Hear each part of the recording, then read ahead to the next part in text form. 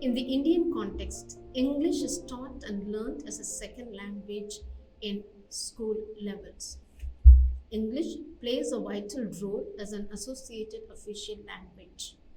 Therefore, it is important that everyone who goes to school learns the second language. Now, language needs to be learned in order to communicate both in written and oral. When a learner of language 1 comes to the school to learn language 2, that is English, the learner should have an ambience, scope, which will enhance the language ability.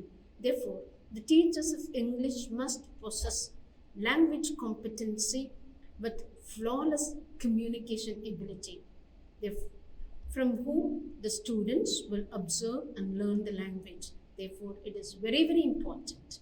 The teachers of English must possess a flawless, competitive, and effective communication skill. Today, let us discuss on the topic the methods of teaching English at primary level. There are various methods of teaching at primary level. The first method is alphabetic method, where you introduce the English alphabets to the learners at primary level. So you can introduce them by writing it on the board or using posters, pictures, charts, where you teach them A, B, C, D by repeating, making the students to repeat. Repetition will enable the students to have the speech organs to get synchronized and hence to produce a correct diction. So therefore we call it as alphabetic method. You can use pictures, real objects, posters, chart papers. And that is where when you see the primary classrooms or pre-primary kindergarten schools, the classrooms will be decorated with colorful pictures and posters with related to language learning ability. The second method is phonetic method. This is where India finds it very difficult to pronounce correct diction because each state has a different language. We live in a multilingual country. Therefore, to overcome all the hurdles that we face or the interference of mother tongue in speaking the second language English, it has to be taken, focused, the important aspect of training the students to imbibe correct phonetic sound at primary level. Therefore, the teacher has to be a competent teacher where she or he produces or has a correct phonetic sound and diction. For example, the 26 alphabets produce 44 sound system in English. So English is a phonetic-less language. We need to add phonetic sounds to various alphabets. So therefore, we need to teach them the phonetic sound. For example, A for apple. This alphabet letter A, when you use it as a single article like A for apple, when you say it as A, B, C, D is an alphabet you teach, but the sound system that you produce is A for an apple, A. Therefore, it is a phonetic sound, same letter, but produces different sound. For example, saying A used in cat, say cat, A. So therefore, it is very, very important. You need to show the difference between one, the vowel sound, A producing, okay, different sounds it produces, different sounds of vowel sounds it produces. So therefore, it is very important. Now, how do the students imbibe this distinguished difference between consonant sounds and vowel sounds? It is in the hand of a teacher. The teacher has to be competent enough to pronounce the correct diction and teach them. B for ball, C for cat, I. For example, the vowels letter I, okay, will use it as, you can use, see when you see ice cream, you use I. But when you use it as I, you use it E, E-Y-E-I. Okay, for example, I write my name. I don't use it as E, Irudaya. I use it as I. Okay, because the I produces is I. Iridia, E. So therefore, the vowel sounds and the consonant sounds have to be taught to the students at primary level. If you teach them well, the students will learn it. They will never forget.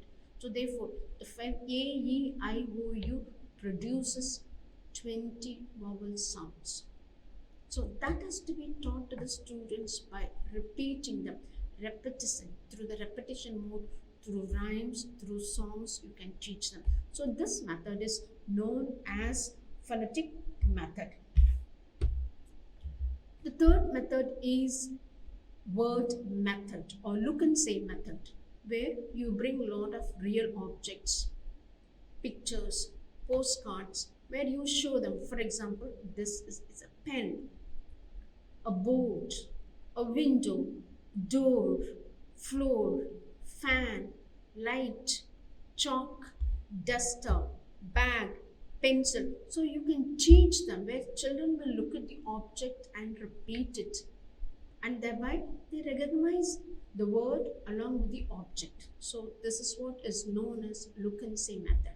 The next method is sentence method, where after when they reach standard 3 onwards or 4 onwards, you started teaching them 3 or 4 letter words or 4 words, 5 words, combination of 5 words into a correct sentence. For example, I am a boy, I am a girl, she is a girl, you are a teacher, he is a teacher, she is my mother, he is my father, he is my brother, or she is my sister, he is my grandma. So you can teach them small sentences. We call it as sentence method.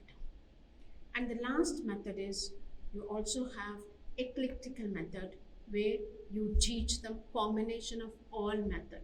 You also teach them word method using words. For example, combination of alphabets put together. For example, ant, A-N.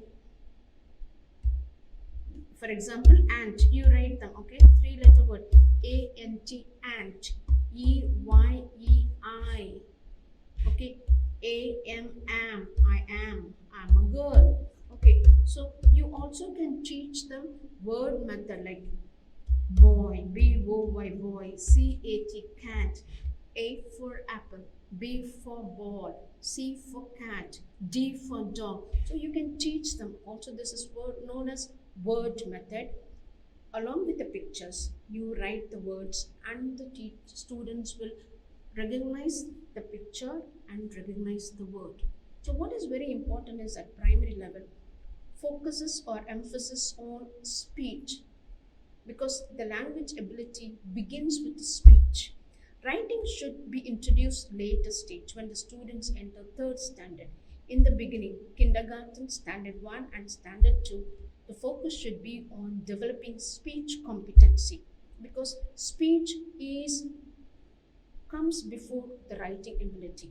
Writing could be introduced later, but what is done in real classroom, we start introducing writing. That is where the children get, at the age of 3, 4 or 5, they get stressed up. They lose interest in learning second language. You should help them to learn it with all the interest, enthusiasm and motivation. If you can utilize these 5 methods, starting with alphabetic method, phonetic method, look and say method, word method, sentence method. The last is eclectical method, where when the children reach third standard 4 or 5, you can utilize combination of all these methods accordingly and conveniently. You can use it. If these methods are practiced or these methods are practiced and followed by a teacher, it could ensure the language ability of the students who come to the real classroom to learn the language. Now we shall discuss the aim of teaching English at secondary level. It is in the secondary level the real language ability takes place. So therefore, the teachers must grade the content that is being chosen to develop the 4 language skills of listening, speaking, reading and writing. It is very, very important. Teachers should not teach English as a content subject.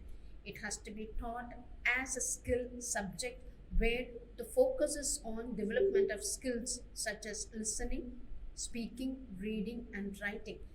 If it is not concentrated at secondary level, the students would never develop the language ability, which is very, very important because English plays a vital role in the Indian context. Okay, whether you work for any of the concerns, language becomes a first mandatory. So, therefore, we need to focus on the development of language ability of the students in the secondary level. So, therefore, the content chosen to develop the language must be systematically graded. Very, very important. The content chosen or the syllabus has to be systematically graded. Now, what do we use? We teach the language ability by using the anthology of poem, prose, grammar, letter writing, and supplementary reader. And these five have to be graded very systematically. Now, how do you grade it? You always grade it from known to unknown fact. So, you have to follow the known to unknown. I will explain to you afterwards. I write known to unknown, easy to difficult, easy to difficult, and simple to complex. Very, very important. You need to follow this gradation. Very, very important.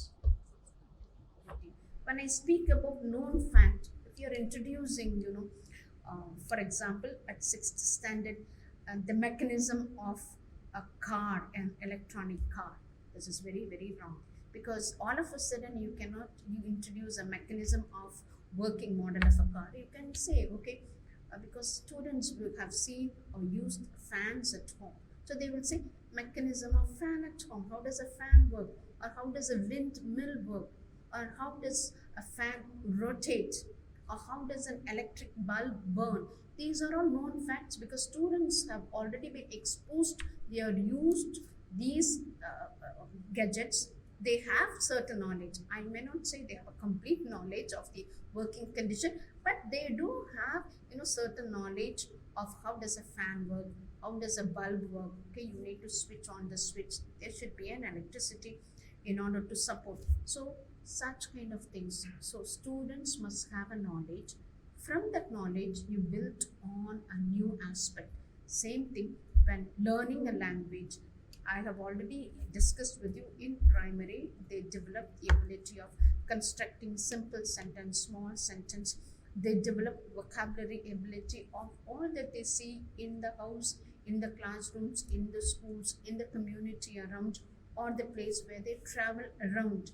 So now, with the help of the known vocabulary, with the help of the known structure, with the help of the known grammatical structures and tenses, you need to introduce new dictions, hard dictions, adding on so that the students get interest. The students get motivated to learn the language. That is why it is known as known to unknown fact. Then it has to be easy to difficult.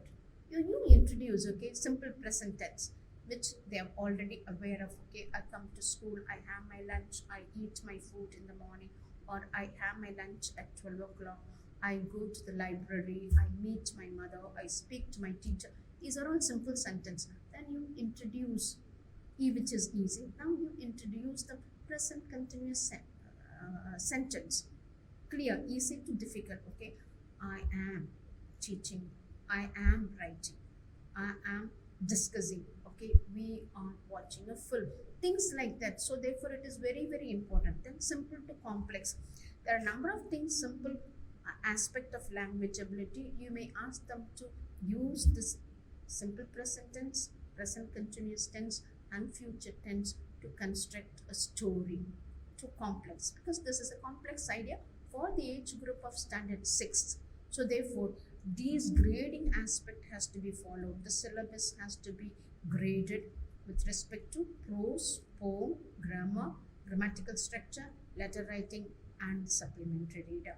If this is introduced, students will definitely have an interest to develop this language skills, and teacher must provide scope for speaking in the classroom. Speaking and reading have to be concentrated to the maximum with correct flawless dictions. That is why teacher has to be a competent person. She should show a model reading and a sample reading where the students will observe the diction, pronunciation, phonetic sounds, or difference between consonant sounds and phonetic sounds. So all this is very, very important with all the punctuation marks, with stress, rhythm, and intonation. Very, very important. Same thing, the classroom activities have to be organized where maximum students participate in the classroom through an interactive sessions. So therefore, task-based methods can be introduced, communicative methods can be introduced at this level. The second aspect is whatever composition is done at secondary level is controlled and guided. The teacher will guide and teacher will prescribe certain vocabularies, certain structures where based on that the students will have to frame or compose an idea. They cannot use their own ideas or own vocabulary to introduce because she's teaching them to do it. For example, if a composition is on my visit to the zoo, then teacher will say, students, you are supposed to use following vocabulary. For example, the zoo at Gindi, clear domestic animal, wild animal, lion, tiger, zebra, hippopotamus, python. Whereas when she comes to domestic animal like dog, cat, parrot, pigeon, so therefore you use it. Why? Because you have got also types of students and kinds of students. So therefore, in order to fulfill the individual need of the students, all this is being done. And if it is introduced, then the students will learn it very well. And from starting from standard 6th, 7th, 8th, 9th, 10th, if this grading system and focus on speaking and reading is given to the students, definitely the writing will follow and listening aspect is followed by every aspect of the skill, and by the time they reach 10th standard they will have a competency over communication language with all the exercises like guided composition, guided elocution, guided essay writing, guided group work, guided group discussion or debate. Debate will follow, okay, when they learn, when they have developed the complete language ability at standard 9 and 10, you can introduce them debate and things like that. Therefore, this is what is very, very important. So in order to develop the language ability at secondary level, there are two important aspects are to be kept in mind. The syllabus chosen for the development of the 4 language skills have to be systematically graded from known to unknown, easy to difficult, simple to complex, and the composition is guided and controlled. Okay, now let's move on to the aim of teaching at higher secondary level. When the students come to higher secondary level of standard +1 and +2, where they come to +1 and +2 with lot of language ability, they have competency over language of all the 4 skills of listening, speaking, reading, and writing. They communicate with flawless language. They're able to read with correct diction, pronunciation, rhythm, stress, and intonation. They're able to write with correct grammatical structure, and they're able to draft on their own essays, poems, prose, or new composition. And this is where they are able to deliver speech like elocutions, where they are given 5 minutes to prepare and they deliver it with marvelously with effective communication, or they even go for debate on a topic, this debating for and against. So therefore here the students have the autonomy and ability to write, compose on their own. So therefore it is called free composition. And this is where students go for a lot of competitive exams, competitions with regard to language. They go for elocution competitions, they go for essay writing, they go for short story writing, they go for short novel writing or anecdote writing. So therefore here all the four skills have been developed. That is why a lot of new aspects are being introduced. They go for reference study, they go to library and do a lot of reference. They compose ideas, create new novels, create new compositions, okay, include all the creative ideas and imaginations to create a new composition. And they go for elocution competitions and debate, things like that. They even sit in the forum of debate and discussion with people who already have a language ability or at par with their own teaching community. So therefore it is very very important. These kind of effectiveness will only take place if primary and secondary language ability is being concentrated. And that's why when the students are at +1 and +2, they are able to fill a form at the bank or at the railway station, filling up for buying a ticket or going abroad, or filling up all the forms when you need to know, process your document of getting permission to go to another country, to another place, things like that, where they are able to travel far and wide within the country and other country without the need of any translator. So therefore, here the students get much interested, and that's why number of students choose English literature, or they choose to learn world literature, where they are able to explore and learn the content aspect of the language when they go for higher studies at the university level. So therefore, this language ability can be, effectively, easily promoted to the students of our country, to the students of our state, very effectively without any difficulty, if an English teacher does justice to the students in being competitive with respect to language ability. Thank you.